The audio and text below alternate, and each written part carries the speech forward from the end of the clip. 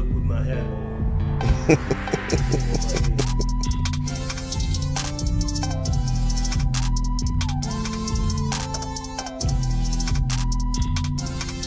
All right, we're live. I mean, it's another episode of Chopping It Up with Cador. Of course, I'm Perry White.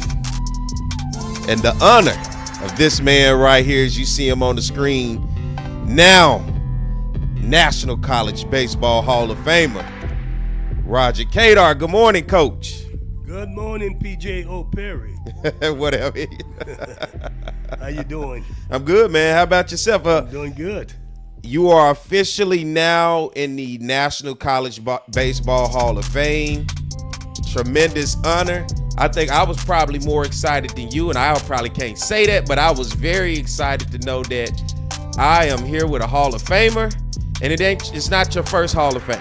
No. Let's just put that out there. Yes. You are in plenty of Hall of Fames that are out there. You in the Southern University Hall of Fame. You are in the Louisiana Sports Hall of Fame. You are in the SWAC Hall of Fame.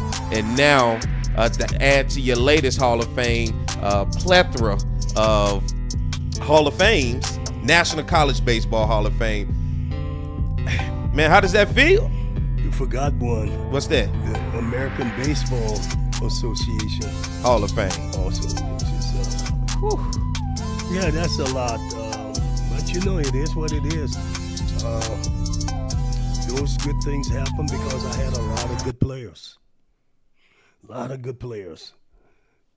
Trust me, I didn't get in because I did something. I had good players, and they won a lot of games.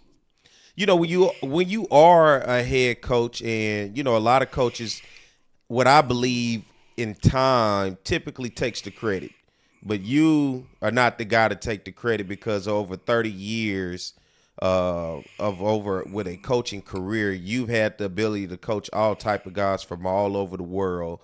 And to be able to have that esteemed honor, what is the difference as you've gone through each Hall of Fame for you in terms of the feeling, first as a coach and then to give the respect and honor to your players? I want to go back. You mentioned I've coached players from all over the world. On one team back in the 90s, I had kids from 5 different continents. There are 7 continents, am I correct? Mm-hmm. If you know your history. Yep. I had from 5 different continents. And that's really when you're going global. And I did all of this without a lot of financial resources. Mm-hmm. But, you know, the telephone was big for me. I used the telephone. I used my contacts. And we were able to put our hands on kids from all parts of the world. As it relates to the feeling, each one has its emotional ride. Each Hall of Fame has its emotional ride.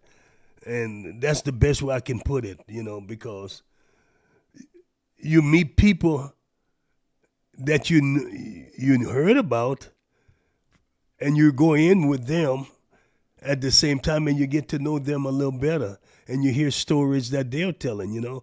So, you know, the Southern Hall of Fame was back in the 90s when I went in for baseball as the baseball player. Mm-hmm. That's the only one I'm in as a baseball player. And then the next one was the SWAC Hall of Fame, which obviously had a different type of emotion because, again, the people who were at that Hall of Fame were legendary people that we grew up reading about, some of them. And then you get to go in the same time with them. And then the Louisiana Hall of Fame, as you know, we talked about, and you know, I got to go in with.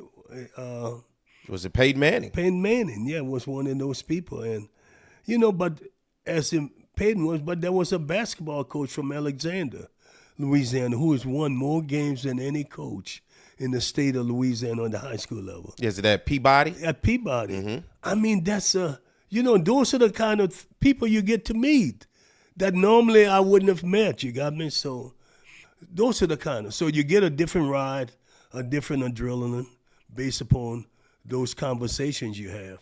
You know, you started at Southern in 1978 as an assistant. You were named the head coach in 1985.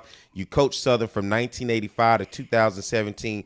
Oh, a long stretch of time. A lot of guys, and that was before I was born. So, and I'm 34. So, man, you had a tremendous ride as a head coach. You came in, you built that program back up to the legacy that it once was and that it had before. And then not only that, you brought resources to the institution to help take baseball to another level in which it did not have when you first took it over. And I think the biggest thing is, just like the title of your book, Against All Odds, the fact that the limited resources did not stop you from being successful, because it was the vision and the dream that you had that ultimately turned it into a reality. You won 913 games. Had you probably coached another 2 seasons, you would have got that 1,000. I keep telling you all the time, I probably would have pushed for that 1,000. 913 victories as a coach does not go unnoticed, which is why you in so many Hall of Fames. But for me to sit here and talk to you, to knowing that you won so many games, that is a tremendous honor. On top of, you did something at a HBCU who typically got overlooked in baseball. People typically said baseball's not that good on that level, but you did something in 1987. You took a team to a regional game, and you were the first HBCU, of course, as I said, limited resources, a small school that was probably unknown to most of the nation when it comes to baseball, but you did something. You upset the #1 team, Cal State Fullerton. And that began to open up the doors tremendously in terms of people finding out, who is this coach at Southern University down in Baton Rouge, and who is Southern University baseball? And as that began to happen, you start to send these guys into the coaching ranks. You start to send guys into the Major League Baseball ranks. But most importantly, you brought young men into the institution that brought them out of the situations that they were in. You gave them an opportunity to better their lives by using their God-given talent of baseball to be able to get an education and then go out and be productive citizens in the world. Boy, you did a really good job, except that I started coaching in baseball in August of 84. August of 84. The season was obviously the spring of 85. Mm-hmm. So August of 84 is when I took over.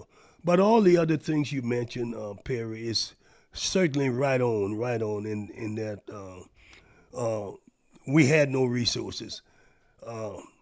I think had Dick Hill, the AD that hired me, had stayed, he would have supported me more, because that was one of the things he said, I'm going to give you more support, And he knew we needed it. We had nothing. But unfortunately, he didn't stay very long. And I got a very difficult guy, Marina Cassim, as the AD. He was a football man, and he was AD football coach, and that's what he saw. So there was no reason for him, in his opinion, to support baseball. And I had to fight and get with him, really stay with him, stay on him, literally every day. Give me some air. Give me some freedom. Let me go raise some money.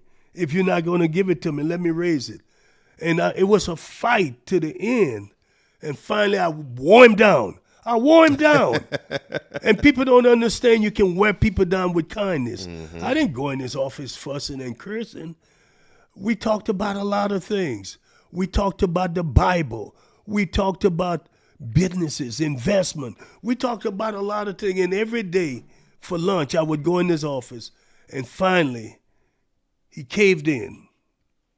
He said, you can go in and sell the signs. You can sell the signs on the outfield fence. See, that was the first breakthrough. The fact that he gave me the opportunity to make some revenue. And so that's how it all started. So I want people, you go in and you can't go fuss with the boss and think you're going to get something. They say you catch more flies with honey. Mm-hmm. But I'm telling you, we talked a little about all things, and I learned so much from that man. Even though we had disagreement, I learned investment from him. Mm-hmm. See, what a lot of people don't know how successful this man was as an investor. They don't know it because I've always people looked at him and say he was a big man, and they equated with not being smart. This was one of the smartest people that I know. Marina Cassim was a lot smarter than a lot of them other guys who were pretending to be smart. See, he wasn't out there talking to a lot of people. He was more of a private kind of guy. And I learned a lot from him.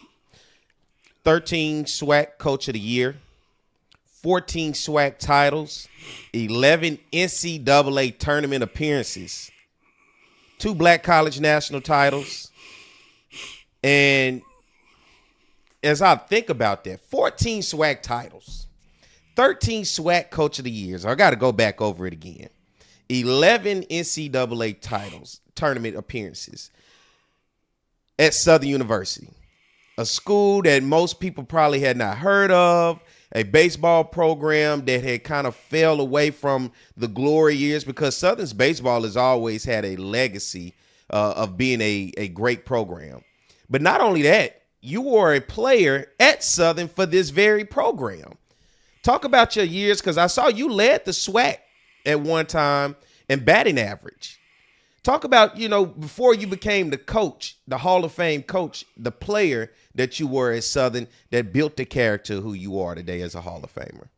Well, I actually came to Southern on a basketball scholarship, ironically. Most people remember me as a basketball player. And that is amazing.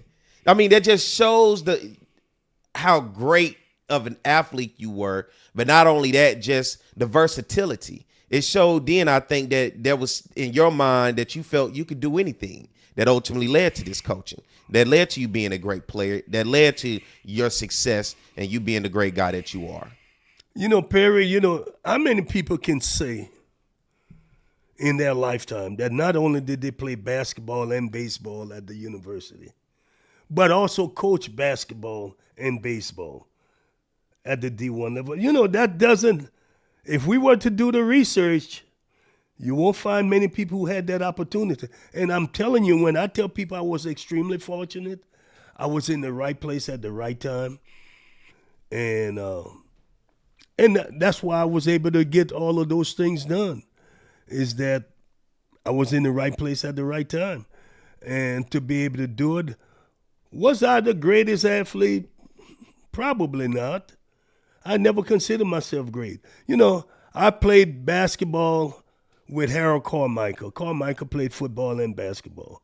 NFL Hall of Famer. In Hall of Famer, and what was so ironic, Carmichael went out for baseball, played the same position I did. And the coach cut him and kept me as a skinny freshman. And to this day, I can't understand why and how. But it's not for me to try and figure out. All I know that I was able to matriculate and get better. My first year at Southern was just exploring. It's my sophomore year, and by the time, as you mentioned, I won a battle title my junior year at Southern. And even hit higher my senior year, but didn't win the title. So it goes to show you, if I had spent all of my time into baseball, there's no telling how good I could have been. But I had to split time. I never practiced baseball. I just played games. I never practiced. Just imagine, in the fall when they're practicing, I'm practicing basketball. That's what I was doing. They were practicing baseball. In the spring, they're practicing to start the season. I'm playing basketball. Once basketball is over with, this is when I get to go and play. No practice, leave the court, go out and you play the game. What does Southern mean to you in terms of the education, the player, and the coach? Well, the education, Southern gave me a chance to buy time to play the catch-up game. Because if you remember my story coming out, I was denied a lot of things that I didn't have. So Southern gave me a chance to do the catch-up. The people were very willing to work with me, give me some extra work, and nurture me. And that's how I was able to do the catch-up situation. By the time I was a senior, I was pretty much a lot better than I was when I was a freshman and sophomore because I learned a lot of things. I learned how to study better. You see, I learned how to process stuff that I was learning. So that's basically what was going on. Influential figures for you in your life that built the character of the man of Roger Cador. Well, your parents obviously do it, but when you leave outside my mother and father, my mother's father, he was my grandfather on my mother's side, very influential because, again, I was the only guy in the community, young guy I talk with older people. And I used to go sit under that big oak tree. He used to run a bar, a saloon they call them back then. Mm-hmm. And he managed that. And so what was so interesting in that, I would talk to him, and he told me a lot of great stories. Mm-hmm. And one of them was, he pointed all those young guys, my brother included. You see all those guys? You see, they're not going to do very much in life. You're going to do a lot of good things. I'm just a youngster. He said, look at them playing and cursing and throwing things. You see, he said, but you're the only running with them. And it's ironic how people can see where the opportunity that young people can go basically by their demeanor, the way they are, their ways, I think that's huge because, when you see a Hall of Famer, you typically don't understand the story that comes along with them, the influential figures. I think everybody, especially in the world that we live in today, this instant gratification, that success just comes overnight by a snap of a finger. A lot of people don't understand what builds up to ultimately create success because you just see the ups, but there's a lot of highs and lows that comes along with success. What were some of the lows that you had to go through in order to get to those highs to be successful in life? Well, started out when I first started in athletics and getting cut. That was a low.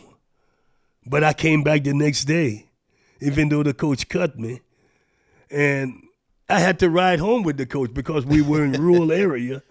And, the low was I would sit in the car and he wouldn't say anything to me because he had cut me and I disobeyed him. You got me? Mm-hmm. I came back and I kept coming back.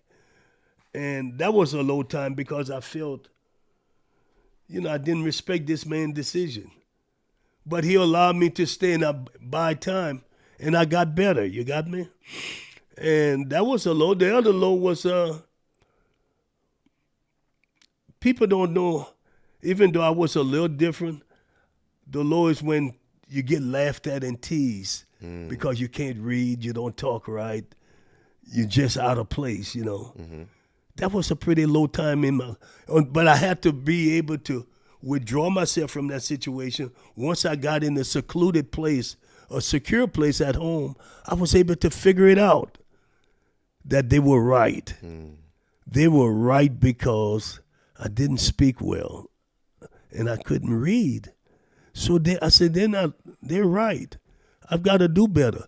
See, everybody else quit, but I really went back and looked at why they were doing it. They did it because I gave them something to laugh at. Mm-hmm. And that's what young people do. They're not thinking like adults. So that was low in my life. And one low was when Southern told me they were going to give me a baseball scholarship. And that scholarship never came. You talk about a low point. Mm-hmm. Did I quit?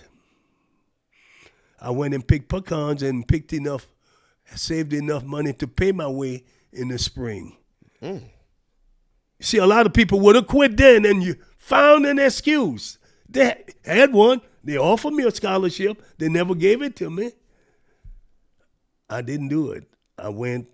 Then I went in December to go find out what the enrollment process was and ran into a gentleman. He said, son, I hadn't seen you. You're not in school? Told him the scholarship hadn't come. He said, you come in here. Let me take you to see Dean Jones, who was the athletic director.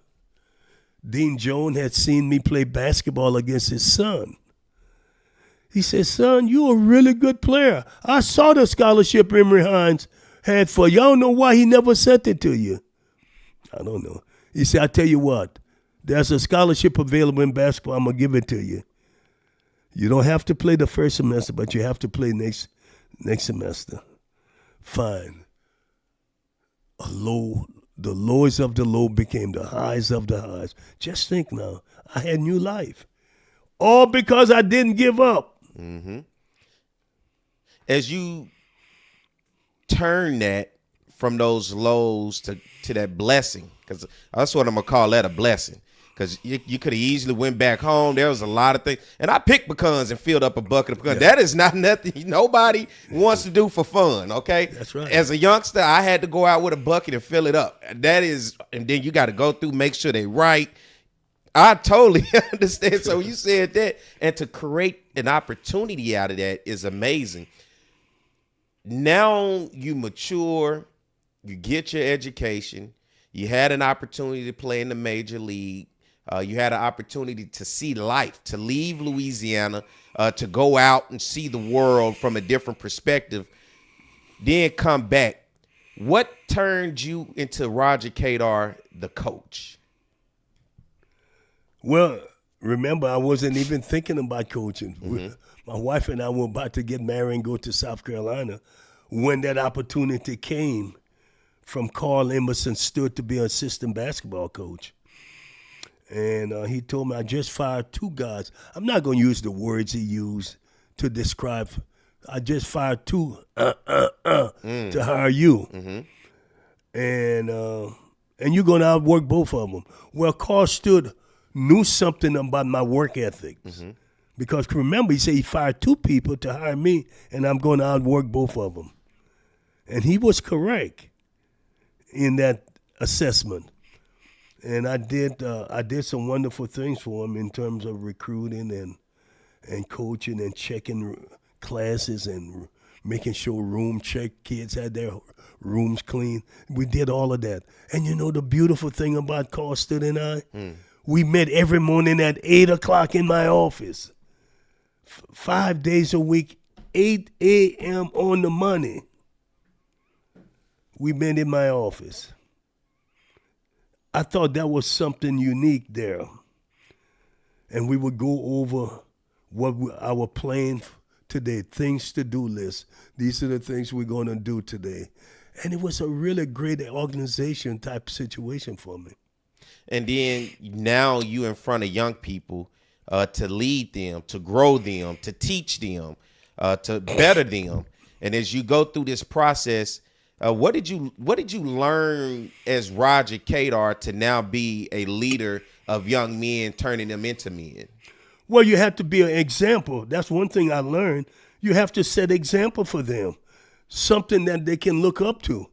You can't be on their level, which some coaches never allowed themselves to be above that. You got to have a standard that's above what that 18, 19, 20-year-old is thinking. You got me? Mm-hmm. And remember, when I first started coaching, I wasn't much older than that, 26, 27 at best. So, I had to make sure I was doing it the right way with setting examples for the young people so they could look up to it. So when I have to chastise them, they'll be willing to listen because you can't chastise them if you stay on that level. Mm-hmm.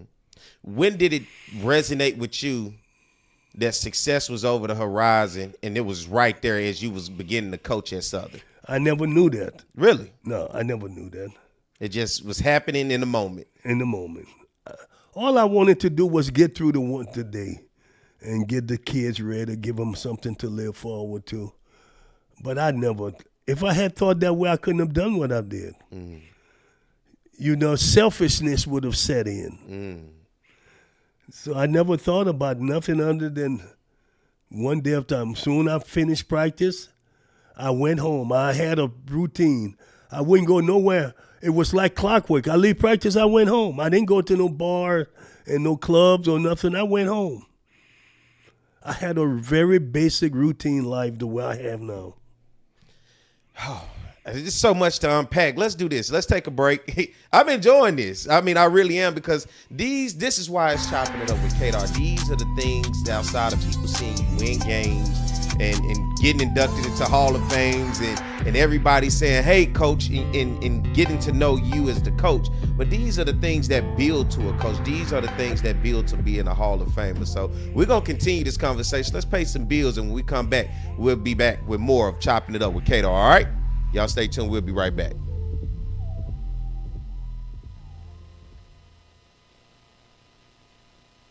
Looking to get some keys made, locks rekeyed, or a wide variety of new and used safe? Then look no further than the trusted choice of African Safe and Lock. Conveniently located off of Government Street in Mid-City, Baton Rouge. Trust the expert locksmith at Alfred for all of your residential, commercial, and industrial lock and safe needs. Trusted by Baton Rouge and me, Roger Cador, to protect what is yours since 1946. Take your fun full throttle with a single touch. There are places to fly high, swing low, or make the old bell ring. Your targets are in sight. Better your game by playing ball of almost every variety. Need to catch your breath? There's a place for that too. Countless ways to play beyond the swing sets. BRAC, we're more than a playground. It is time to trade in your isolation for celebration, to break out and get away. And at Baton Rouge Metro Airport, you'll get away a lot quicker. BTR is way closer, more convenient, with easy parking, check-in that's a breeze, and non-stops and short hops to anywhere you want to go. So get back to your life and be quick about it. Baton Rouge Metro Airport. It's about time. FlyBTR.com.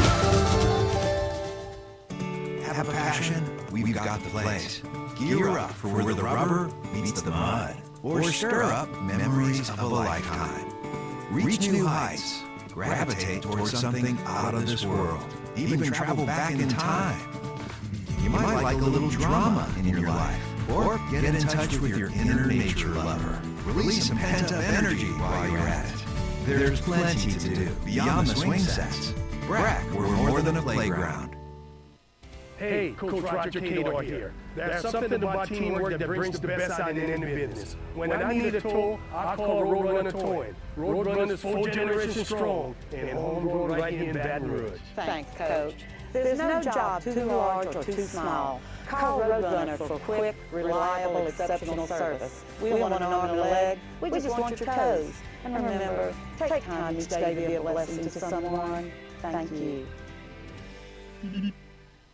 Getting a letter from the IRS that you owe back taxes can be scary, but it doesn't have to be. Call Go Tax Resolution in Lafayette at 337-420-1040 today. We'll help stop garnishments, levies, and seizures immediately. With over 35 years of dealing directly with the IRS, our team of local professionals will help you pay the least amount possible. So if you owe back taxes to the IRS, you need help. Call the tax professionals at Go Tax Resolution in Lafayette at 337-420-1040. Your go-to tax relief. It is time to trade in your isolation for celebration, to break out and get away. And at Baton Rouge Metro Airport, you'll get away a lot quicker.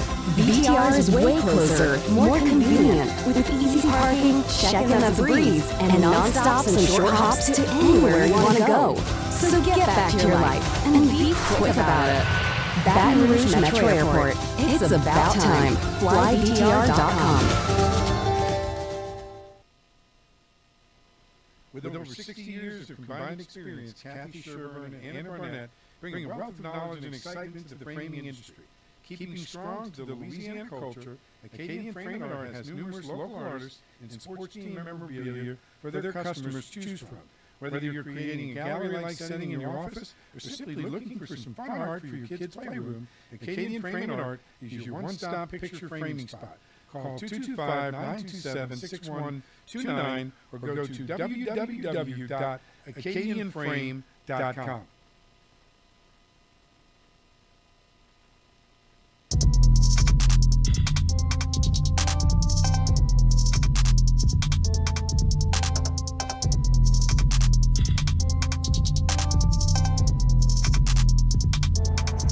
All right, we're back. More of Chopping It Up with Cador.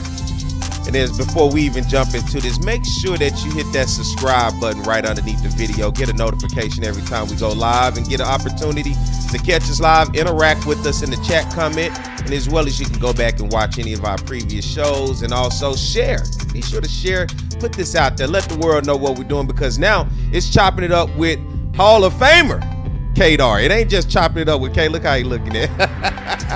I'm looking because Brock is in here. You wasn't expecting this one. And we want to welcome my man, Baton Rouge Community College Athletic Director, Brock Cantro. Good morning, Brock. Let's make sure get a little closer. Can you hear him? Sir. There we go. Get that music down in there. All right, we're rolling. Brock, now I brought you in. You came in this morning. Coach Cador was not expecting this. Let's get a split with all of us in here, because I want the people to see Coach Cador, Hall of Fame, Coach Cador. I want them to see Brock and I. Now, Brock came in. Coach, you wasn't expecting this morning, right? No. Right. All right, Brock, talk to us. Tell us why you're here this morning. Well, I am here because, number one, I love that man sitting across from me right now. We've been friends for a long time. All the honors he's gotten are well-deserved, and I'm lucky enough to be in a position where I can throw another small honor to him. I would like for Coach Cador to come throw the first pitch out at our Delgado game on Saturday, April 1st at Pete Goolsby Field. It will be Roger Cador night at Pete Goolsby Field with the Baton Rouge Community College Bears. You don't clap, Coach, and we clap. This is for you. But because it's Brock, it means something. There you go. I You need know. you to warm that arm up and see if Oh, you my can get it goodness. to the plate one time. Love to have you out there. I think everybody would love to get a chance to see you. We're playing Delgado, another Louisiana team. I think it'd be a great event. People love you. You know that. And I think everybody wants to kind of feel that love right now, especially when we put that Hall of Fame. We all think you're a Hall of Famer before we even got that Hall of Fame induction. But to us, you're a Hall of Famer no matter what. So the little things we can do to honor you, I'm happy to do. Well, Brock, it's an honor for you to even take time out of your busy schedule to come personally just to tell me this. Yes, sir. You could have called me. No, sir. It's hard to get your answer to the phone sometimes, man. Or he tell you, hey, I'm in the middle of a podcast. I'll call you back. Oh my goodness, no. Today I plan to be there. You know, the only thing could take it away if an assignment come up with MLB, which I do some work for them. That would be the one thing that could take me away from. Well, you know, I have a built-in excuse if you can't make it. It's April 1st, so we can just say it was April 1st. We're good to go. Yeah, I thought about that. I think about everything in my mind right now. Yeah. So, Or I'll come out and do my best Roger Cador impersonation for everybody. we're making all our preparations for you to be there, so I hope you can make it. And I think it'll be a great night. It's a 3:00 game. It'd be even better. Yep, and I know. You know, we don't like to get out at night as much as we used to in the world we live in right now. So we get a sunshiny day in April at the ballpark. Pete Goolsby, which I know is dear to your heart. It's a baseball institution that we're trying to revitalize and kind of bring people back to that field. I think it's just be a really fun afternoon for everybody. I've had some great moment as a player and a coach at Pete Goolsby over the years. So it may bring back some memories. That's right. We hope it does. Good ones. Yeah, good memories. Yes, sir. Yeah. All the hot dogs you want that day. All right. I won't eat many. we were talking earlier. I won't charge you for them. Now you're talking. You see, there's a story Brock and I know we won't discuss. But we know. Look, I'll tell you, I'll help them with the discussion. They're kosher hot dogs. Yeah. Make sure it's all beef. All beef kosher dogs. We're good to go. Brock, for the people out there listening, give them the date, the time, and where and the when. It's Saturday, April 1st, 3:00 at Pete Goolsby Field. We're playing Delgado. It's a doubleheader, 3 and 6. We're going to honor the coach at the 3:00 game and let him throw that first pitch out, sign some autographs. We're going to bring some books out there. You're more than welcome to do that. I think everybody just wants to give you a little love, Coach. Okay. Brock, you all right. You're really all right. You know, we're not in the suites at the LSU football game. Close enough, baby. Now, Coach, what you're going to have to do now, you're going to have to go and throw a little bit now. You got to make sure you got that. I got to. Oh, yeah. I'll go by Southern and practice a little. There you go. And make sure, because I don't want to embarrass myself. especially with Brock standing there. I'm gonna be staying there. He'll I'll be never staying. let it down. No. It's gonna be fun. And I'm gonna have video. Yep. I'm gonna record it. We got to record this. You now. guys really putting me under the gun here. Hey, it's First a great. you surprised me with Brock. He didn't want to come. Let me see who it was out there. You know. I told him, I said, "Hey, Coach, I got somebody for you." And Coach Eyes got me. He was like, "Okay." I'm wondering who in the hell could it be? And it's Brock, my brother. That's what I'm saying. He's man. my brother. From another mother. That's what we tell right. people all the time. That's Yeah. right.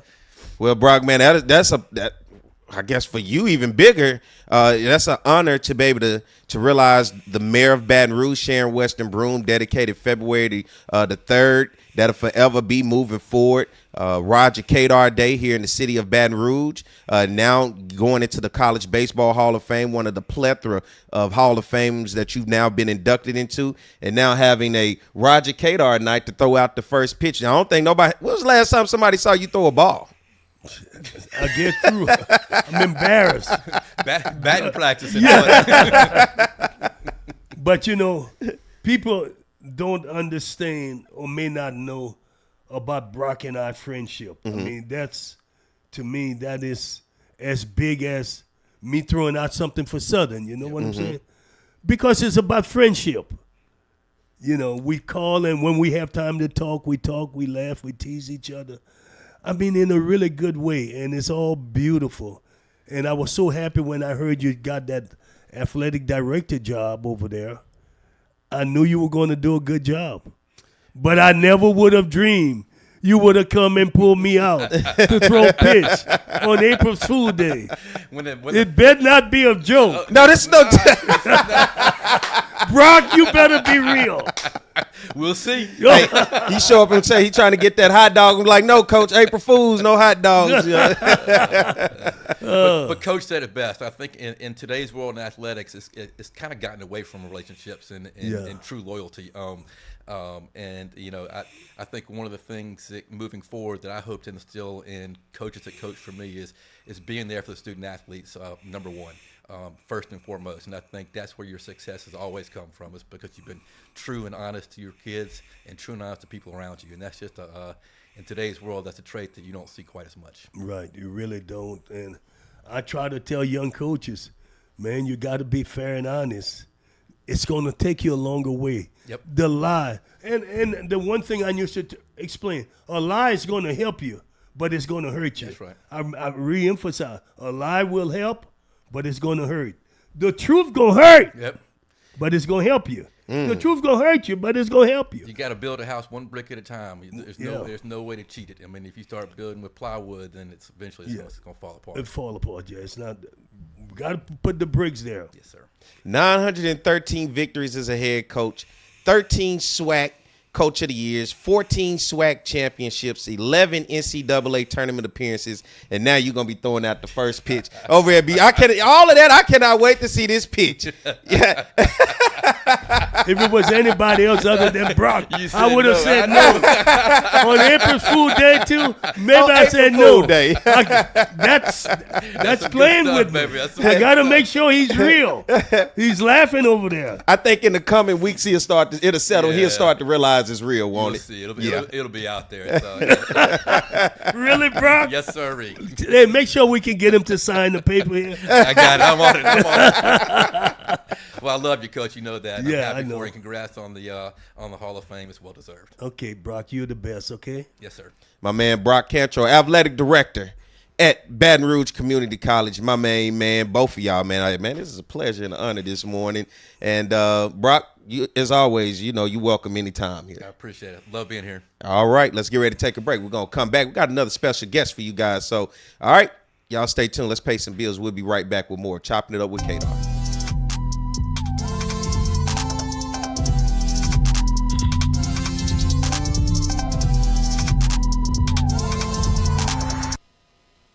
Looking to get some keys made, locks rekeyed, or a wide variety of new and used safe? Then look no further than the trusted choice of African Safe & Lock. Conveniently located off of Government Street in Mid-City, Baton Rouge. Trust the expert locksmith at Alfred for all of your residential, commercial, and industrial lock and safe needs. trusted by Baton Rouge and me, Roger Cador, to protect what is yours since 1946. Take your fun full throttle with a single touch.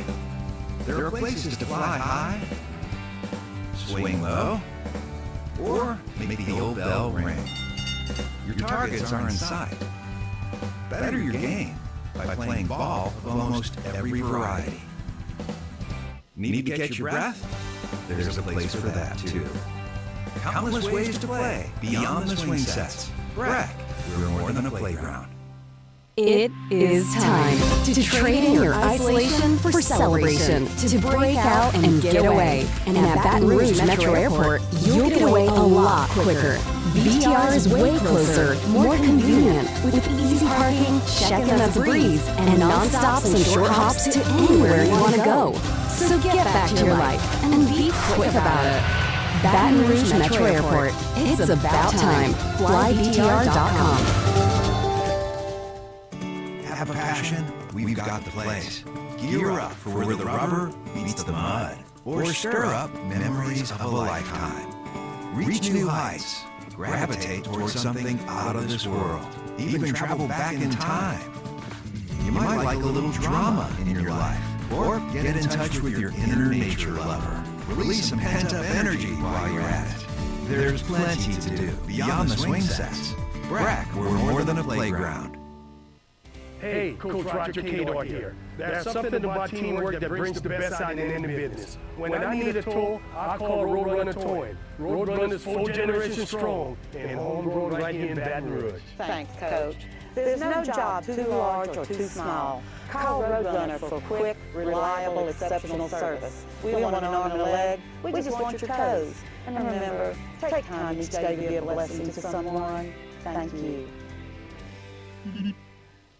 Getting a letter from the IRS that you owe back taxes can be scary, but it doesn't have to be. Call Go Tax Resolution in Lafayette at 337-420-1040 today. We'll help stop garnishments, levies, and seizures immediately. With over 35 years of dealing directly with the IRS, our team of local professionals will help you pay the least amount possible. So if you owe back taxes to the IRS, you need help. Call the tax professionals at Go Tax Resolution in Lafayette at 337-420-1040. Your go-to tax relief.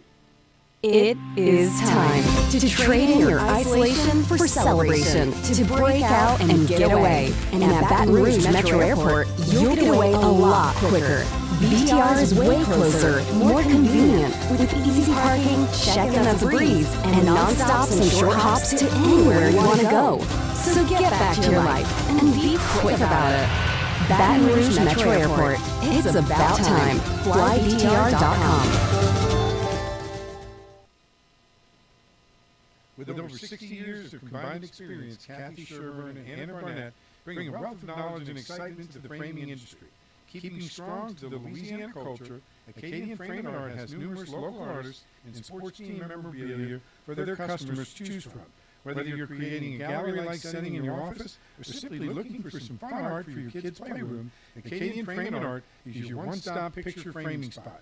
Call 225-927-6129 or go to www.acadianframe.com.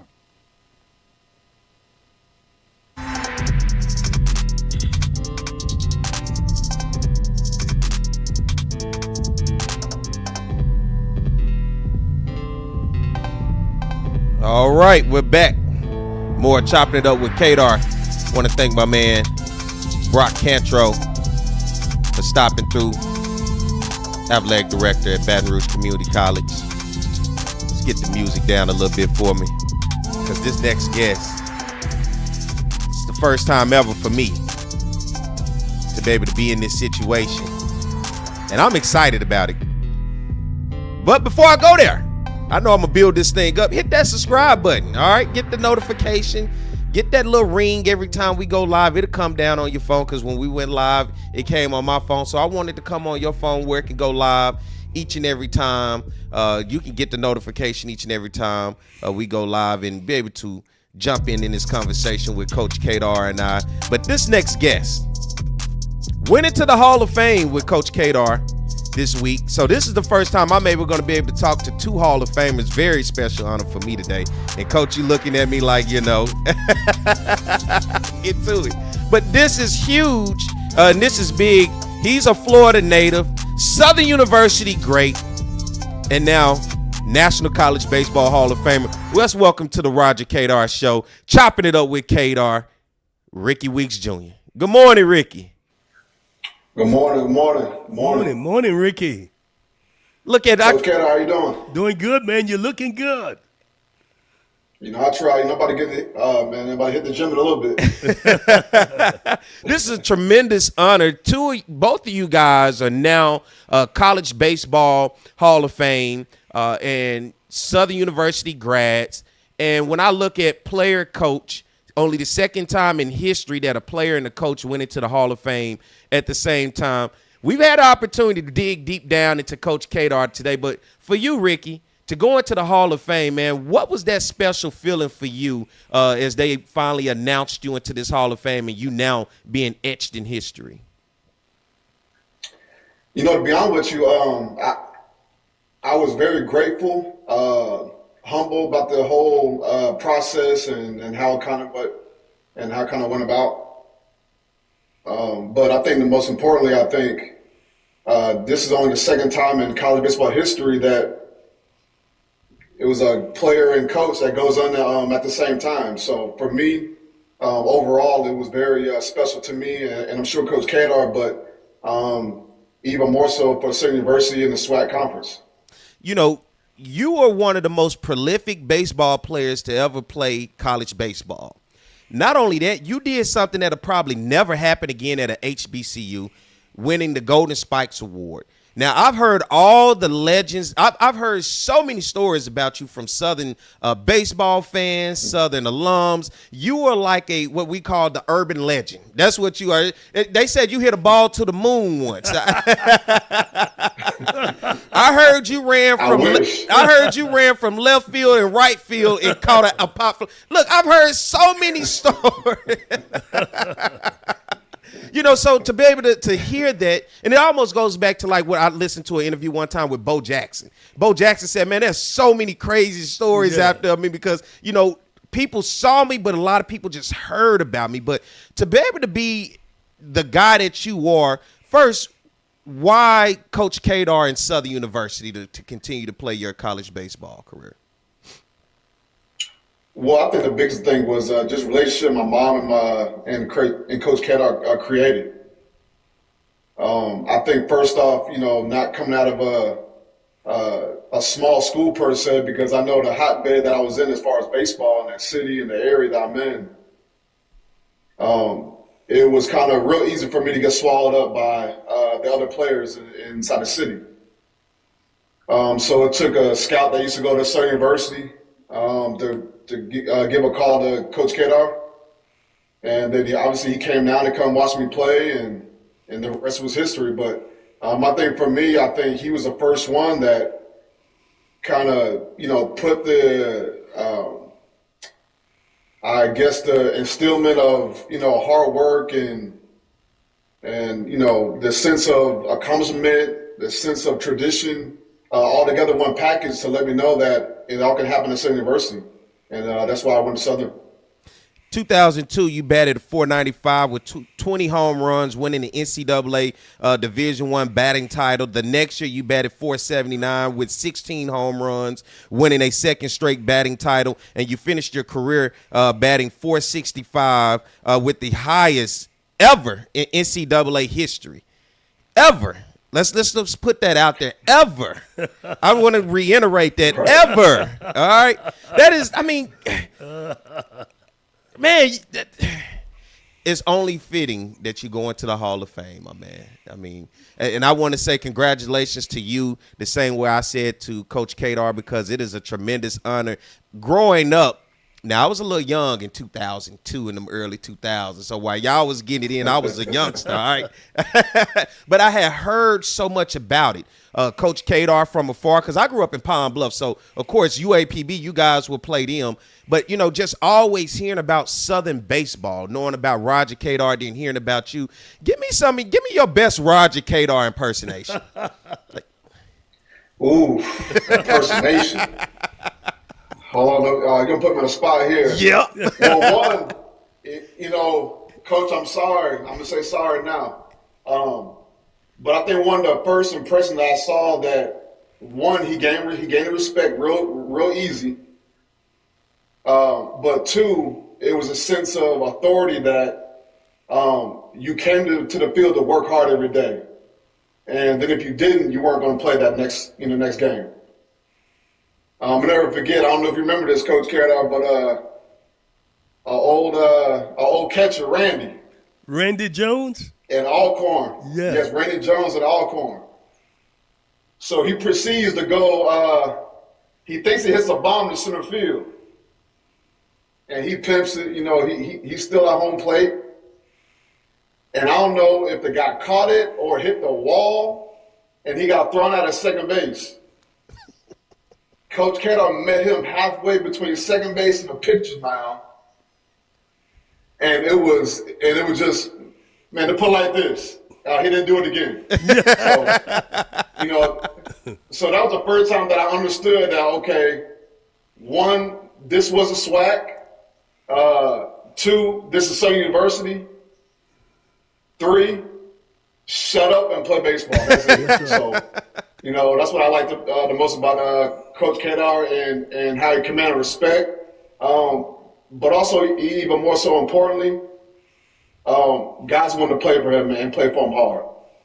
Give me your best Cador voice. Oh, God. Yeah. You know what? So, I'm from Florida, so we already have a little bit of an accent, a country, but I don't have that Creole twang that Coach has. So I don't know if I can kind of, put it together. Oh, Rickie, you hit the ball to center field. You can't do that right there. I ain't got it. I ain't got it. Look, I got some Dominican, Puerto Rican flavor / South / Creole. I ain't got it in me.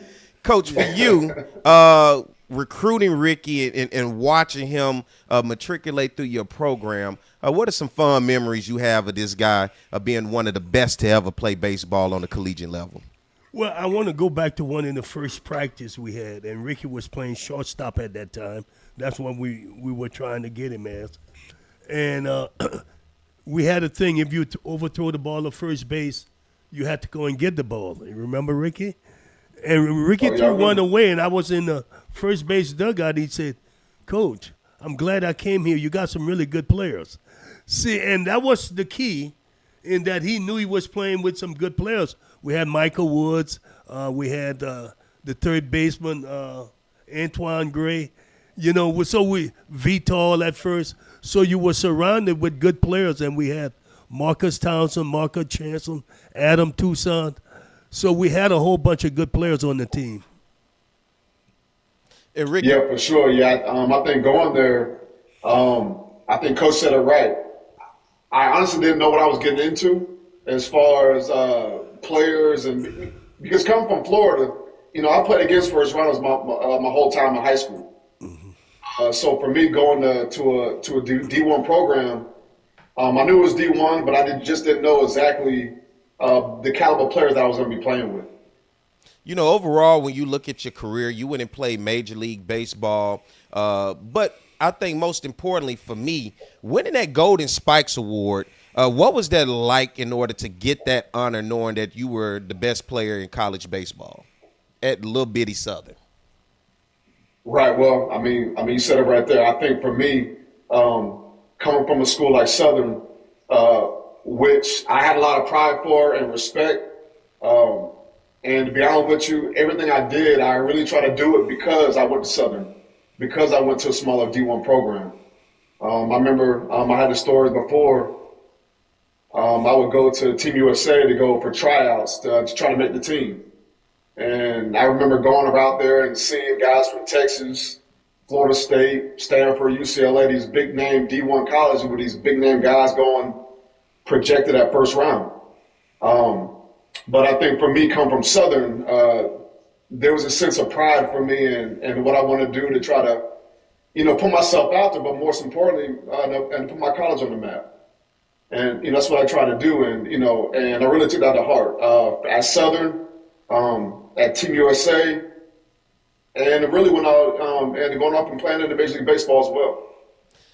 Who's influential when you say I'm Rickie Weeks Jr.? Who was influential in your life to give you that drive, to be that hard worker, and to be great at what you do? Well, I think it starts at home. I don't care who you are, it starts at home. Obviously my mom and dad, I think my faith played a big part of that too as well. But most importantly too, when I'm at Southern, Coach Cador, and it was the teammates around me. It was a relationship that I created and staff and faculty. So I think that the sense of pride and the confidence come from going to a school like Southern University, and kind of expounding on that. I think it's time now. I'm going to have to do the fundraising. I'm going to have to be like you, Coach, back in the day. It's time to get some statues of you guys. I think it is. It's time to have some statues outside of that baseball field of you and Rickie, because I think the honor and what you bring to Southern University that a lot of people in the world may not know. Like you said, Rickie, it's not the Stanfords, it's not those big name schools in which you showed up and those names of those schools that resonate with people like many do, but it's Southern University. And for Southern, you guys are big names that ultimately carry it into households and into conversations that people be like, you know what, Southern, where is that? Down in Baton Rouge. But you guys bring that name Southern into those conversations like you did this weekend at the National College Baseball Hall of Fame. How was it for you, Rickie, this weekend as you got honored and inducted into the College Baseball Hall of Fame to be in that setting with so many other great guys that to get in this small group of brotherhood of being in this Hall of Fame? No, it feels good. It really does feel good. I think for me, I think it was even more special that Coach Cador was there, obviously, too, coming into the Hall of Fame. I know if I was there by myself, it was a sense of, pride from Southern. But at the same time, with Coach Cador being there, you're able to stick your chest out a little bit more. You're able to talk to people who across the board from these bigger name programs, but to understand that we're here for a reason too. I think that was the biggest accomplishment in itself over this past weekend. To know that me and Coach Cador is going in from a school like Southern University, and we have a name for ourselves, and we have a name for our program, and a name for our conference, and so forth and so on. There was a Coach Andy Lopez was also went in. I think when he was at Florida, Yeah. he talked to you at the time. I can't remember. Yeah, he sure did. And he went in along with us, and that was he won 2 national championships, one at Pepperdine and one at Arizona State. So we were, to go in, it wasn't no Rudy Poop people. This is a really Right. legitimate, big-time Hall of Fame, and I was talking with when we did the Aura interview with Mike Gustafson. I was telling him, it's over 3,000, maybe 4,000 schools that coaches and players play at, and there are only a handful will go into the Hall of Fame each year. You got me? It was 10 of us, and 2, I think one of them was an umpire. So it's 9, Right. 3 coaches and 6 players went into the Hall of Fame. So it just let people know how difficult getting into Hall of Fames are, and literally how special they are. No, you're right, Coach. I think, to piggyback on what you just said, I think a lot of times it kind of goes unnoticed that, how hard it is to get into something like this. Yeah, it is. And I don't know for myself, I'm very reserved. I try to, to take stuff in moments and take stuff in stride. But, this is probably the first time I think that I kind of had a sense of, accomplishment, I think, as far as awards and accolades, I think. So it really did feel good. I don't know if it's because I'm getting older, I'm done playing baseball or something, but it really did feel good. Though. It really did feel good. Well, and it's a national event. It entails all of the schools except high school. You got D1, D2, D3, community, junior college. I mean, that's a lot of schools. But, to see your family there, to see your son, he's going to be one hell of an athlete. He's got the makeup right now, I can tell you. Man, I'll tell you what, man. It was really good to see my family come out there. I know they almost didn't make it because, the flights and I guess I don't know what was going on with all the flights and things like that. But it really was special to see them come out there, and especially to see my son come out there too, because I know he's a baseball junkie, man. He loves baseball. He loves me the fact that I did play baseball. So, it was good to see everybody there. Yeah. Now, Rickie, you were a two-sport athlete just like Coach. Coach did baseball and basketball. You did football and baseball. You played cornerback and wide receiver, correct? Now, what would you say? Go ahead. I'm sorry. No, I didn't play wide receiver. Okay, no, just cornerback. Corner and safety. It's corner and safety. Yeah. So what would you say, because I all the time I see these stories of Allen Iverson. They say he was a better football player than a basketball player. For you, which sport would you say you were better? Were you better at baseball or football? Well, to be honest with you, I only played 1 year in high school, and that was my last year of high school. I did grow up playing Pop Warner. I was pretty good at it. But I think the main thing for me was trying to stay healthy throughout high school to prolong my baseball career. But then, Coach Cador knows that's some adversity in high school. So to be kind of, what's the right word to say? I guess,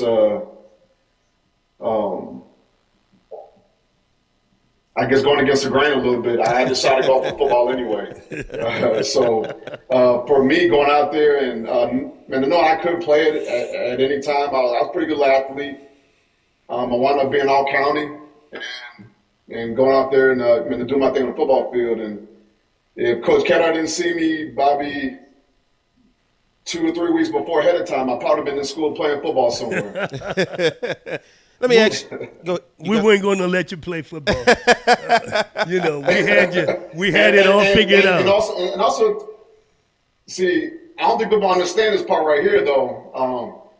So I remember going out and, I was throwing the football around a little bit. We had some little against like flag football against the SU football team, and I think Coach P. Richardson he saw me out there throwing the football around, slinging it, and then he shows up at the next workout, wanted me to come out for spring workouts, and Coach Cador, that was a quick veto from Coach, so I couldn't go out there to the Southern University football team. Yeah, I'm sure Pete tried. He definitely wanted to get you out there, man. Let me ask you this: as we wrap this up and we put this all together for you, and you go through your career coming from an HBCU. Currently, we look at the state of HBCU baseball. I'm pretty sure they're probably, I don't want to say this, but I'm pretty sure there won't be another Rickie Weeks when you talk about the level of success that you had on this level. But for you, what are ways, if there's an answer from you, that you think we can help enhance and get our HBCU baseball up to where we need to get it to be those household names like those big schools of the Stanfords and everybody else that you named? Okay, you want me to keep it real, right? Keep it real. So I think the biggest thing is I think coaches, staff, evaluators, departments, I think we have to be, we got to buy in. And I think the buy-in from it is knowing that we don't know everything, seeking the help that we can get is from whoever it is, either mimicking other conferences, either gaining information, but we got to do better as far as the product that we have around our facilities, around the schools and things like that. And that starts with really going out with and talking with other people, organizations, departments that are doing it the right way. And I'm not afraid to say that because I've seen a lot in my career. I've seen a lot in my time going around to other cities, schools, and organizations. So I think that's number one. And then number two, I think the times are changing. We have technological issues that we have to, I guess, to be abreast on. I know that in baseball now we have a big surge in analytics and information that we have to trickle down to our HBCUs and the college ranks that we have to stay abreast on. And we don't do that, then it's hurting our players even coming into our schools and organizations right now. Yeah, because professional teams, and I know you work with the Milwaukee Brewers, and technology is key. Analytics. I mean, let's be realistic. There's no way teams are going to take a chance on a kid if they hadn't been exposed to the analytics. They'll maybe take a chance, but not for the big money. You know what I'm saying? Because analytic is going to rule the game. This is what the game is about right now. Yeah, for sure. And I think you said it right, Coach Cador. I think for me, it's because I'm seeing the stuff now. And if guys aren't privy to this information now, as they're going through the college ranks and going through the process of getting drafted, teams are literally passing up guys. And we have to stay on top of this. As we get ready to close this thing out, I'm going to leave it to you guys. Any closing remarks, Coach, that you have for Rickie, and for you, Rickie, any closing remarks you got for Coach? Because you both Hall of Famers. Well, for Rickie, I'm so happy for Rickie in that he's still around in the game at the professional level, and he can pass on information to the younger guys in the minor league. People may not understand how important having good quality coaching or information givers in the minor league, because that's the next step to the big league. You played 14 years in the big league, so you have a lot of information that you can share with younger players who are coming into your organization. So I'm just happy that you're in that position you're in. And you're talking more about what it really takes to be there. You're talking about the analytics. You're talking about preparation. And those kind of things. We had really good conversation in Omaha, even though we didn't have enough time, but that was good conversation about what it takes for what people are looking for at the professional level. No, you said it right, Coach. I think those conversations that we had over the weekend, it was good to hear, and I think more people need to hear that. Yeah. And I know if, again, as a conference, if we're able to bring these coaches in, bring these players together, and kind of tell them and show them the way that they might not have been able to privy to see. And that goes for athletic departments, the players, coaches, staff. That goes for everybody. Yeah. But yes, but to leave it here, I think Coach Cador, again, I don't think I say it enough, but I appreciate you. I appreciate everything that you have done for me. I even appreciate what you've done for their university, the SWAC conference, the community of Baton Rouge. I don't think they tell you enough, and I appreciate everything that you've done, and I appreciate being around for the whole ride for you. Appreciate you, Rickie. Rickie, is coaching in your future? Nah, hold on. Look here. Look, I was just talking this past weekend. Now, one thing I've always said was I saw too much as a player. I'm seeing a lot now on the offense side. And now for me right now is just try to, be in position to help people and hopefully put myself in a position where I can hire some guys and get to a point where I can help out my organization right now. And you never know, never say never, but for me it's just, trying to help and do the best I can do in the position I'm in right now. Well, I want to give a shout out to younger brother Jamal. He's working with the Mets, and Jamal was, I'm gonna tell a story. When you and your daddy and Kaisha and Jamal came to visit back in 2000, and my son Jonathan saw Jamal, and Jamal was really nice defensively for a 12-year-old. You know what I'm saying? And Jonathan said to me, I think you signed the wrong guy. He was telling me sign Jamal and not you. I said, you got to be kidding me. Look how big and strong Rickie is. You know, he didn't know. They didn't know that the coach had moved you from the infield to the outfield, so you didn't have the reps, you know, as an infielder. You got me? It was going to take time, sort of like when I told Doug Melvin. I said, Rickie hadn't played that much infield. Give him time. And when I saw Doug Melvin a year later, he said, the best information someone ever gave me. I was about to screw up. Move the guy and you end up making the all-star team as a second baseman. So I saw it all along. It was just a matter of things it takes time. That's all it does. You just, no matter how hard you work, you got to put in the reps, you know? For sure. Well, fellas, I want to say, first of all, it is an honor and it's a privilege. And congratulations to you both.